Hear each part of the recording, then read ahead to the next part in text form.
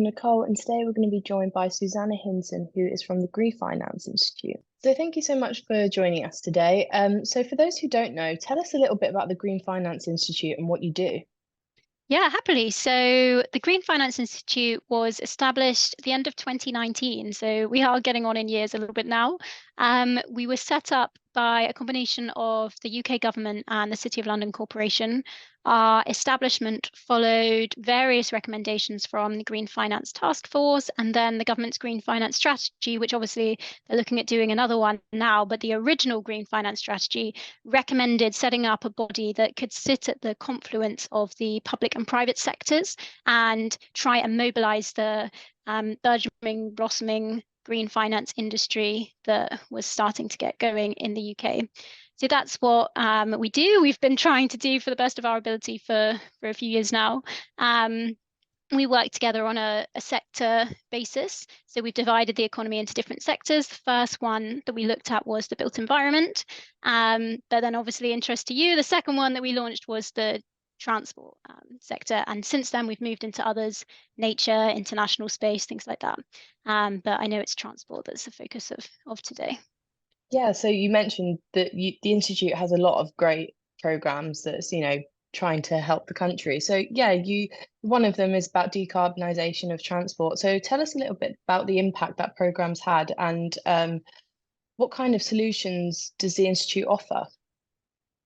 Yeah, so the transport sector, as I said, has been going, I think it was set up in 2020. So this is our third, will be our third year this year.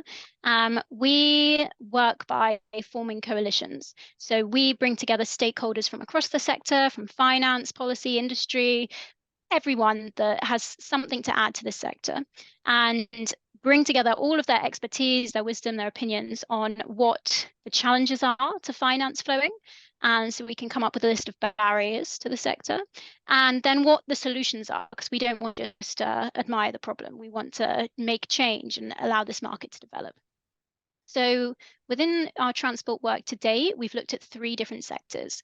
And I'm only really a specialist on one of them, but I'll try and talk through all three. So the first two sectors we looked at were consumers, so the purchase and leasing of EVs, and charging infrastructure. So the two big challenges we often hear about in road transport.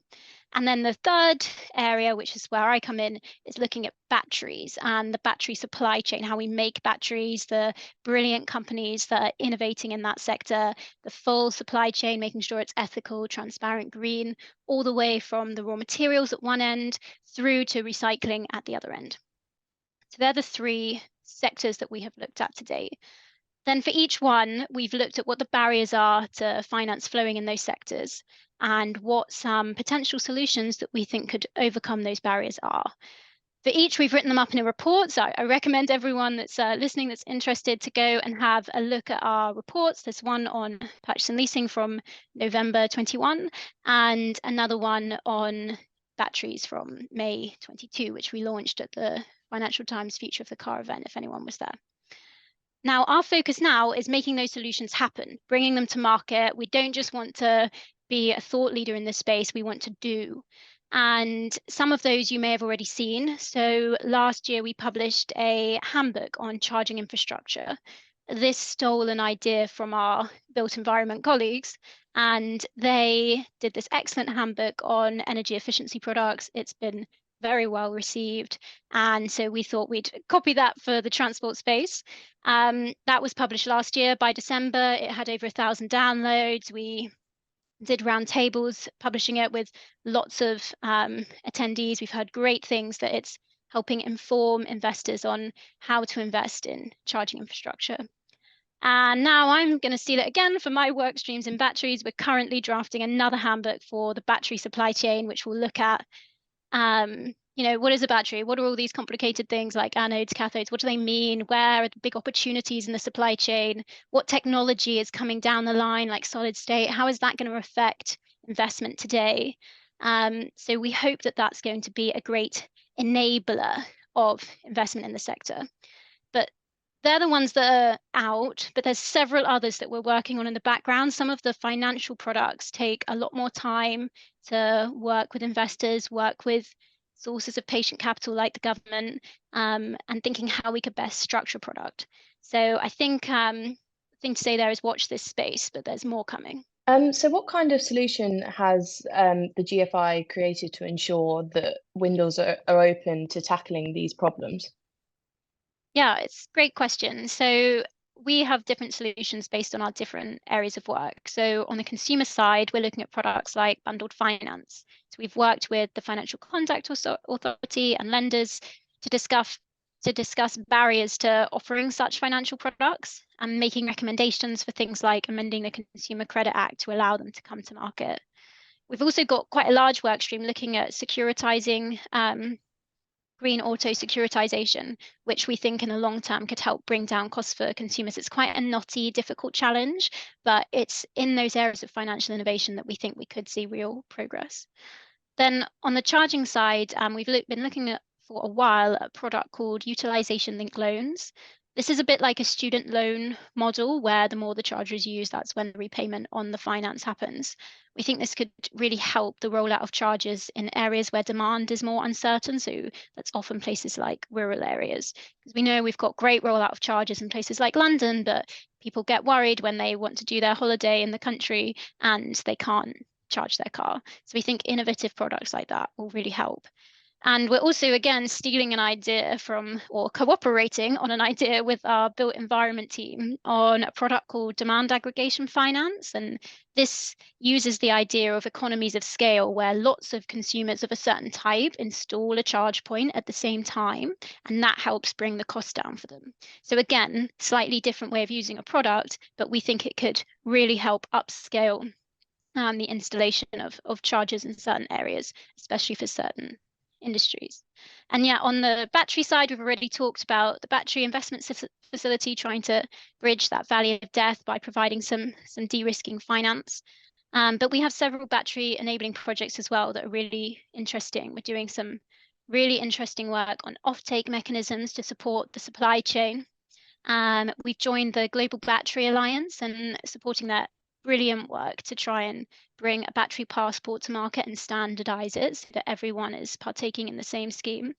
And we're also doing this battery handbook too, which we hope will upskill investors and inform everyone interested in this space to help improve investments. Definitely. And you mentioned that you work with a lot of investors, you work with local, governments, you work with public, private sectors. How hard is it to get all of those sort of to work together? I can imagine like not one person can produce a solution and it work. So how is it quite an easy step? Is it quite a, difficult conversation sometimes it needs to be had or yeah. I think it's quite it's not easy to get everyone to talk. It is easy to get everyone to talk together. It's hard to find the output to go forward. We don't find any naysayers, climate skeptics in our work. Everyone is very enthused about decarbonising all sectors, including road transport. Investors see it as an opportunity, consumers see it as an imperative. Everyone is happy to come to the table. The challenge for the Green Finance Institute is often to sit in the middle and translate the challenges of one stakeholder to those of another, and to play a role as an honest broker of seeing where everyone's red lines are and seeing how we can move forward, because different stakeholders have different challenges, different aims, different motivations. And although we're all striving in the same direction, it's trying to make sure that we can find areas of cooperation that allow us to move forward. No, lovely. And you mentioned earlier, you said watch this space, but is there anything in the next 12 to 18 months that we will see from the Green Finance Institution? Yes, I think a lot because we're quite new and we have been scaling up massively. And I think we're in an acceleration phase where lots of the thinking we have done in the last few years is going to come to fruition this year. So I think I would set out three things.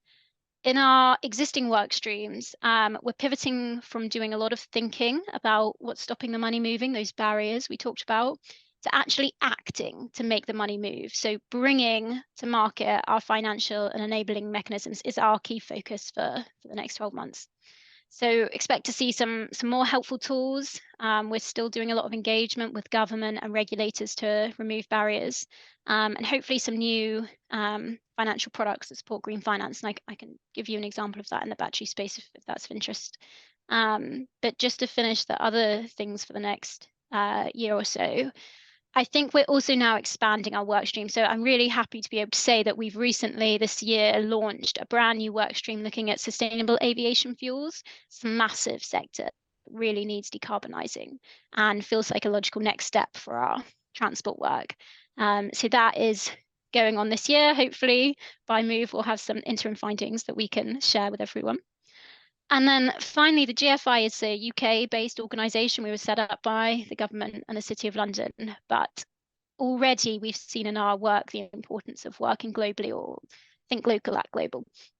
Or it's the other way around, isn't it? Think global, act local. But we've definitely seen the value in bringing in international stakeholders, especially when you're looking at international supply chains, and all these countries are facing the same challenges as we are. So we've already expanded into Europe. We have some programs working in Europe, and we've done some specific projects in Africa as well. And I think a lot more of that is to come in the next year. Lovely. It sounds very exciting. And lastly, so we will be seeing you at Move in June. So what sort of things are you going to be touching on when you're there? Yeah, well, yeah, Move is in June, so I feel it is a great deadline to hold ourselves to account on some of the projects that we're working on. I hope we'll be able to announce some of them. One of the main ones that we're working on at the moment is an investment facility for the battery sector. So this seeks to use patient capital to de-risk private investment. So we've got this excellent grant landscape at the moment, but beyond that, we see this valley of death, is what we called it in our report, where new brilliant companies, SMEs with great ideas to transform the sector face a real challenge in finding scale up finance. And so we're trying to inject our financing facility into that gap and help them get the funding that they need to do those feasibility studies, those technical assessments that will allow them to scale. So we've been working on this for about a year now. So by June, I would really like to be able to announce to Move a new product that will hopefully be coming to market soon that will allow private investment underpinned by some patient capital from public sources to support that sector. So you've heard it now. Let's see where we get to in June. But I think there's some other things that we'll be able to share, even if that doesn't go to plan. I know we've been working 2 to 3 years on transport now, so we can share what we think the key barriers are that we found and what we think the key opportunities are. We should have some initial findings from our aviation work stream. But also, this is a fast-moving market. I would expect us to have launched new work into different parts of the battery supply chain, and also looking at what the next hot topics are in subsectors of transport. Is it HGVs? Is it something else? So it'll be really interesting to see what changes between now and June and how that affects our work going forward. Yeah, that sounds brilliant. We're going to hold you to account now. We're going to tick all those things off, Good, hopefully. we need that. Well, thank you so much for taking the time to speak to us today. I had a lovely chat and enjoy the rest of your day and see you in June. Yeah, that sounds great.